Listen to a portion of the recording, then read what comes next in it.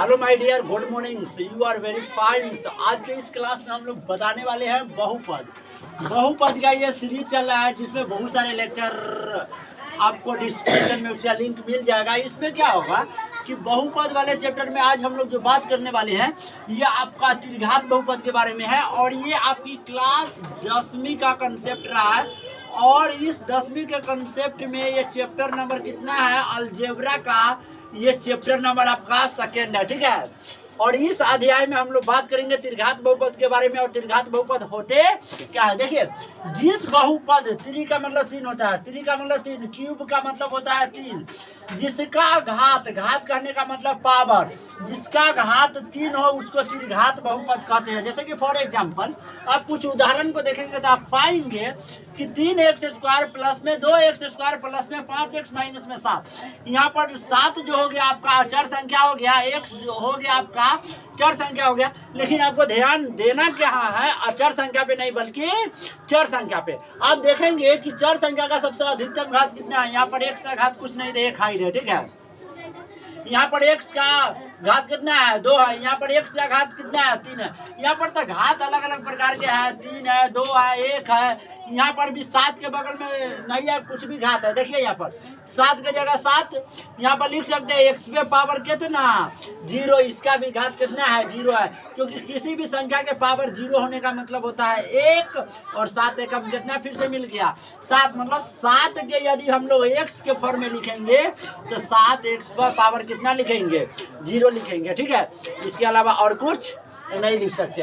आप देखना है कि चर के सबसे ज्यादा घात कौन है, तो चर आपका x है जेकर सबसे ज्यादा घात कितना है, 3 है।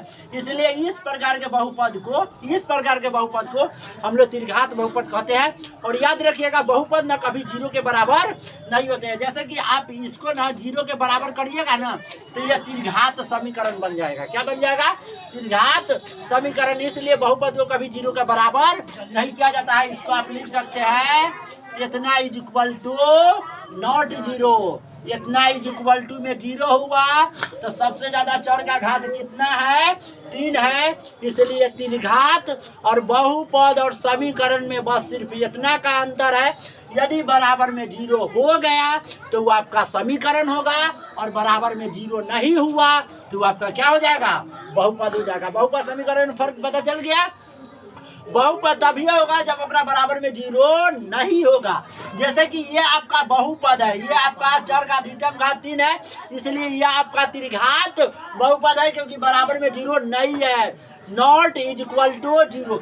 लेकिन यदि इसके बराबर में 0 होता तो ये आपका त्रिघात समीकरण होता, ठीक है। आइए आगे बात करते हैं। और हम लोग जानते हैं कि त्रिघात बहुपद जेकर अधिकतम घात, जैसे कि द्विघात में कितने घात होते हैं, 2 घात होता है तो उसको शून्यकों की संख्या कितने होंगे, 2 होंगे। एक अल्फा होगा और दूसरा क्या होंगे, बीटा होंगे। उसी प्रकार त्रिघात के चरों की संख्या कितने होते हैं, 3 होते हैं। तो इसमें 3 प्रकार के शून्य पाए जाएंगे। पहला अल्फा, दूसरा बीटा, तीसरा gamma. Alpha beta gamma, alpha beta gamma. मैंने मान लिया, मतलब कहने का अर्थ ये है कि त्रिघात बहुपद को आप सॉल्व करेंगे तो x के कितने मान निकलेंगे, 3 गो मान निकलेंगे।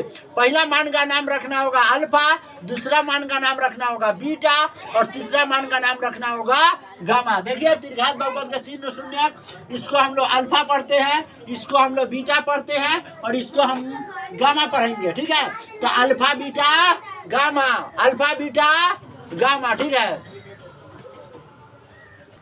ठीक है। जैसे कि हम आपको बता दें कि अल्फा बीटा गामा जो है यह यूनान देश का लैंग्वेज है। कहाँ का लेटर है ये, यूनान देश का ये लेटर रहा है। इसका उपयोग हम लोग इंडिया के स्टडी में भी करते हैं, लेकिन सबसे ज़्यादा उपयोग अगर जो कोई देश में किया गया है तो वह देश आपका यूनान देश है।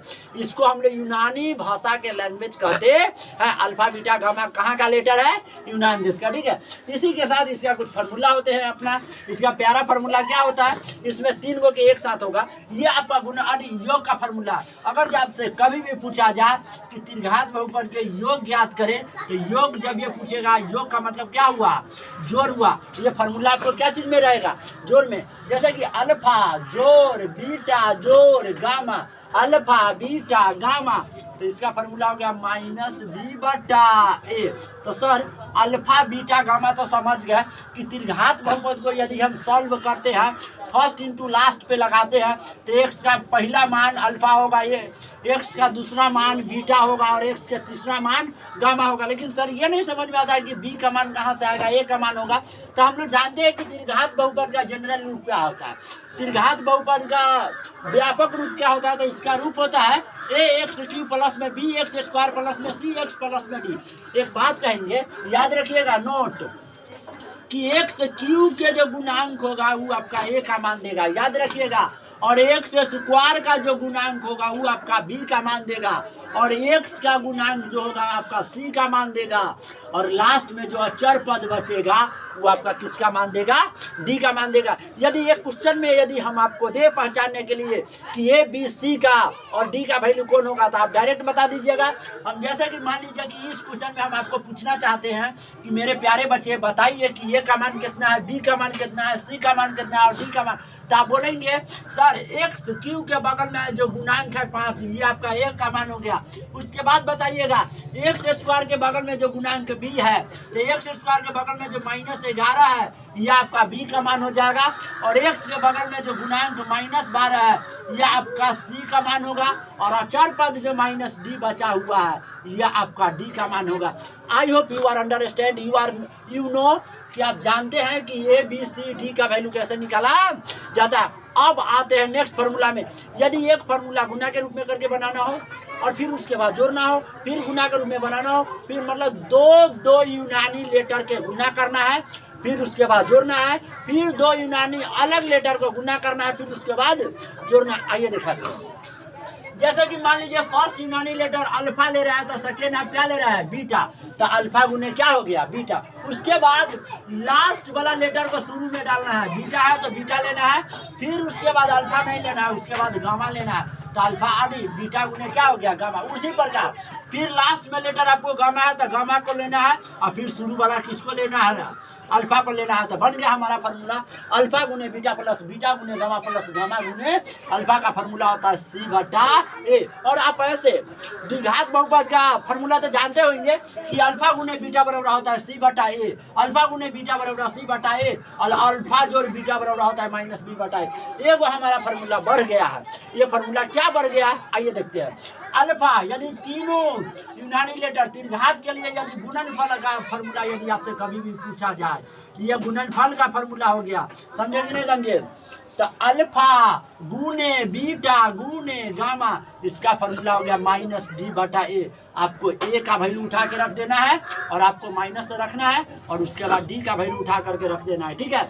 अब अगर जो मान लीजिए आपको शून्य दिया है, मान लीजिए कि द्विघात बहुपद बनाने के लिए नहीं, त्रिघात बहुपद बनाने के लिए आपको शून्य दिया है, तो उसका अपना फार्मूला होता है। मान लीजिए कि अल्फा का मान आपको 5 दे दिया, और बीटा का मान 7 दे दिया, और गामा का मान लीजिए कि आपको 11 दे दिया, तब आपसे पूछ रहा है कि इस तीनों के मदद से, इस तीनों की हेल्प से आप त्रिघात बहुपद बनाइए। तो इसका फार्मूला होता है एक्स पर पावर 3 माइनस अल्फा जोड़ बीटा जोड़ गामा इंटू में एक्स स्क्वायर प्लस में अल्फा गुने बीटा प्लस में बीटा गुने गामा प्लस में गामा गुने अल्फा इंटू एक्स, और लास्ट में अल्फा गुने बीटा गुने गामा।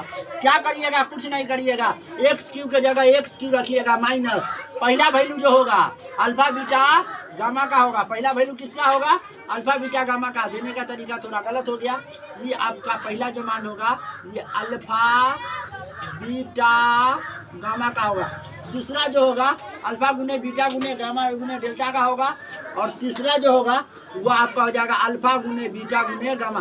तो सबके वैल्यू रख लीजिए, अल्फा जोड़ बीटा जोड़ गामा का वैल्यू कितना है 5, साथ में एक्स स्क्वायर प्लस अल्फा गुने बीटा गुने गामा डेल्टा का वैल्यू कितना है 7, साथ में एक्स जोड़ अल्फा गुने बीटा गुने गामा का वैल्यू कितना है 11, तो प्लस में 11 बन के तैयार हो गया।